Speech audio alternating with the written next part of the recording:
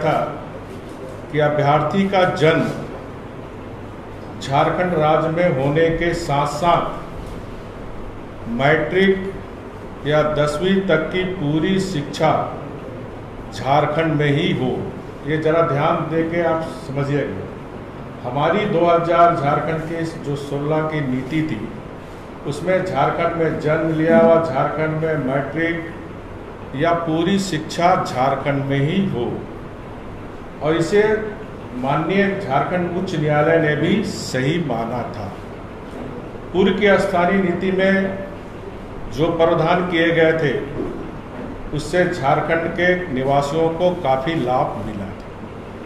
90% से ज़्यादा हमारी सरकार में 1 लाख से ज़्यादा सरकारी नियुक्तियां हुई थी, उसमें 90% से ज़्यादा झारखंड के बच्चे बच्चियों को ही सरकारी नौकरी मिली, चाहे वो पुलिस की नौकरी हो, शिक्षा की नौकरी हो, वन रक्षी की नियुक्ति हो या अन्य विभाग में जेपीसी या कर्मचारी चयन आयोग के द्वारा जो नियुक्ति हुई।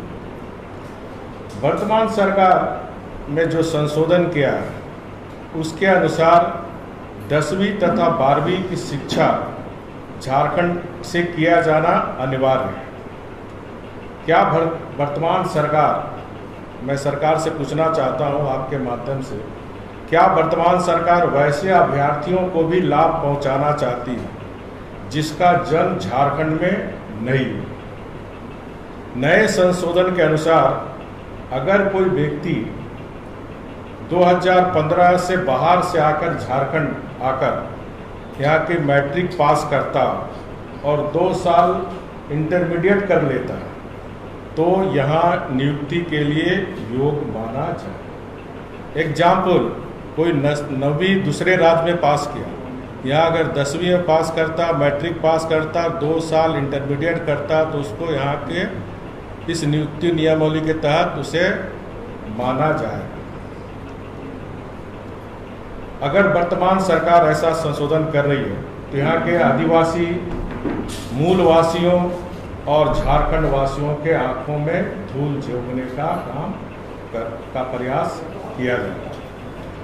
पूर्व की भाजपा सरकार ने झारखंड के मूलवासी, आदिवासी और लंबे समय से झारखंड में रह रहे निवासियों के हितों को ध्यान में रखते हुए स्थानीय नीति बनाई थी। उस नीति के में राज्य की 3rd और 4th ग्रेड श्रेणी की सारी नौकरियां राज्य के स्थानीय निवासियों के लिए आरक्षित की गई थी।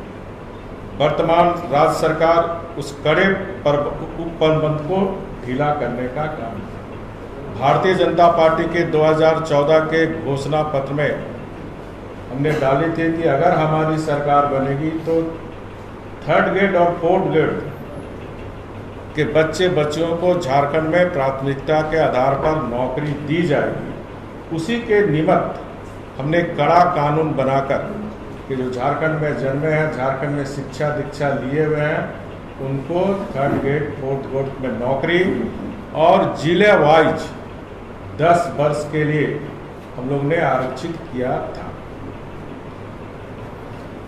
वर्तमान सरकार चुनाव में पूर्व नई स्थानीय नीति बनाने का वादा किया था, लेकिन अब वह मैट्रिक और इंटरमीडिएट पास करने का एकमात्र शर्त लगाकर पूर्व की ही स्थानीय नीति को बर्बाद करने का काम कर रही है। वर्तमान सरकार के नए संशोधन का सीधा असर राज्य के आदिवासी, मूलवासी और झारखंड वासियों के हित पर पड़े। राज्य सरकार की नई नियुक्ति नियमावली यहाँ के जातिगत तथा भाषा संरचना को नुकसान पहुंचाने की एक बड़ी साजिश है। बंगला, उड़िया भाषा को शामिल करने का भारतीय जनता पार्टी भी स्वागत करती है, क्योंकि ये हमारे राज्य का द्वितीय राजभाषा है। लेकिन राष्ट्रभाषा हिंदी की उपेक्षा बर्दाश्त करने योग्य नहीं है। नई नियुक्ति नियमावली के माध्यम से झारखंड में बाहरी लोगों की नियुक्ति का मार्ग प्रशस्त किया जा रहा है। नए प्रावधान के बाद देश के किसी भी हिस्से में रहने वाला व्यक्ति सिर्फ झारखंड से 10वीं और 12वीं की परीक्षा पास कर यहाँ नौकरी प्राप्त कर सकता है। झारखंड के अधिकांश छात्र जनजाति भाषा के बजाय हिंदी भाषा में पढ़ते हैं। कहीं भी झारखंड में जनजातियों के लिए अलग से कोई स्कूल नहीं। इस राज्य में 2 ही भाषा में स्कूलों में पढ़ाया जाता है, या तो हिंदी मीडियम या फिर इंग्लिश मीडियम। और वर्तमान सरकार ने जानबूझकर हिंदी को ही परीक्षा प्रक्रिया से बाहर कर दिया, जिससे यहाँ के छात्रों को नुकसान है।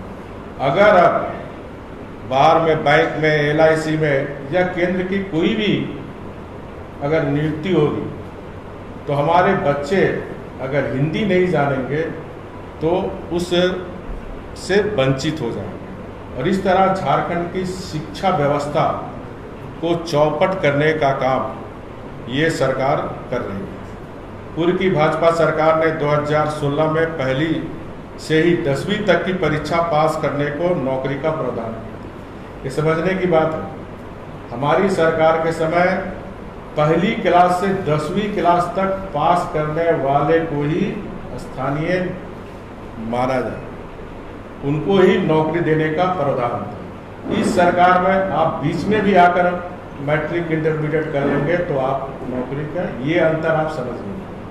तो इस प्रकार यहाँ के जो हमारे बच्चे बच्ची झारखंड के उनके भविष्य के साथ खिलवाड़ कर रही है, और उसी प्रावधान का श्रेय या झारखंड सरकार ले रही है, जबकि उसने सिर्फ 10वीं परीक्षा पास करने का प्रावधान कर यहाँ के छात्रों के साथ भविष्य खिलवाड़ कर।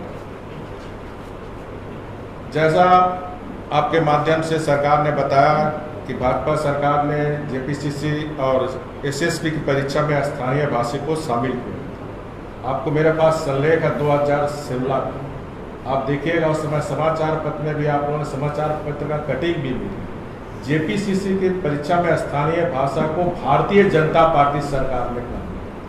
आप सबको याद होगा, हाउस के अंदर जब 2013 में माननीय मुख्यमंत्री हेमंत सोरेन झारखंड के मुख्यमंत्री थे तो C सेट से हटा दिया था, और हाउस के अंदर जब प्रश्न हुआ था तो इन्होंने कहा था हमसे गलती हो गई, अफसर ने गलती करा।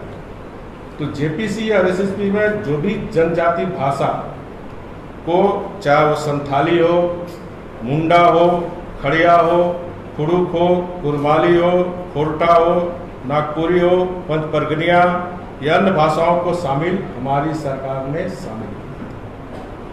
वर्तमान सरकार ने विगत 1.5 साल में नियुक्ति तो नहीं की, आगे की नियुक्तियों को भी उलझाने की मंशा से नियुक्ति नियमावली में संशोधन करने का काम किया। वर्तमान सरकार ने 6ठी JPC के माध्यम से गलत नियुक्ति का काम करने का काम किया है। साथ ही हाईकोर्ट का आदेश का भी पालन यह सरकार नहीं कर रही, जिसमें दोषी पदाधिकारियों के खिलाफ कार्रवाई की जानी चाहिए। वर्तमान सरकार राज्य की सामाजिक समरसता को बर्बाद करने पर तुली हुई है। नई नियुक्ति नियमावली से राज्य के आदिवासी मूलवासियों को कोई फायदा नहीं होगा, बल्कि नई नियुक्ति लटक जाए। झारखंड में इंटरमीडिएट तक क्षेत्रीय भाषा की पढ़ाई नहीं होती।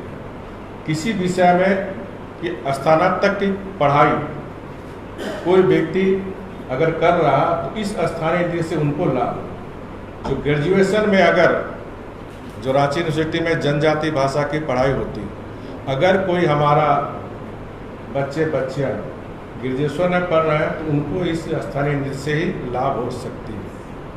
जबकि झारखंड में इंटरमीडिएट तक क्षेत्रीय भाषा की कोई पढ़ाई नहीं है।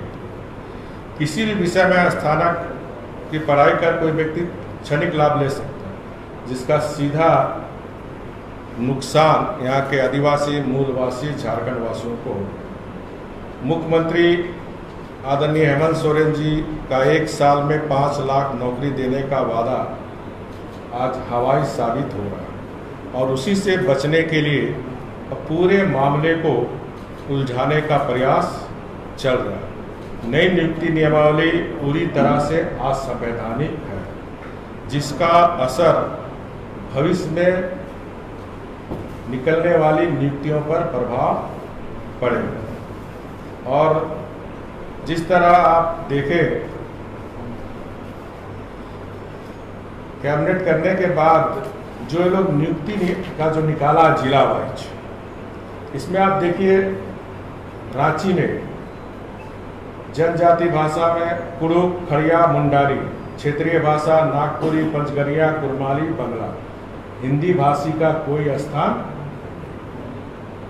उसी तरह आप पलामू देखिए, कुड़ुक, आसुर, बाकी हिंदी भाषा भाषी बच्चे बच्चियां को इसका फायदा नियुक्ति नियमावली से नहीं मिला। उसी तरह हम सारे चार्ट मेरे पास है, धनबाद में, बोकारो में, कहीं भी हिंदी भाषा भाषी के बच्चे बच्चियों को इस नियुक्ति नियमावली से वो नौकरी से वंचित रहे। तो ऐसी नियुक्ति जो नियमावली झारखंड सरकार बनाई है, सरासर झारखंड के हमारे बच्चे बच्चियों, चाहे आदिवासी के बच्चे हों, मूलवासी के बच्चे हों, झारखंड वासियों के बच्चे हों, उनके साथ घोर अन्याय किया, पूरी तरह असंवैधानिक है।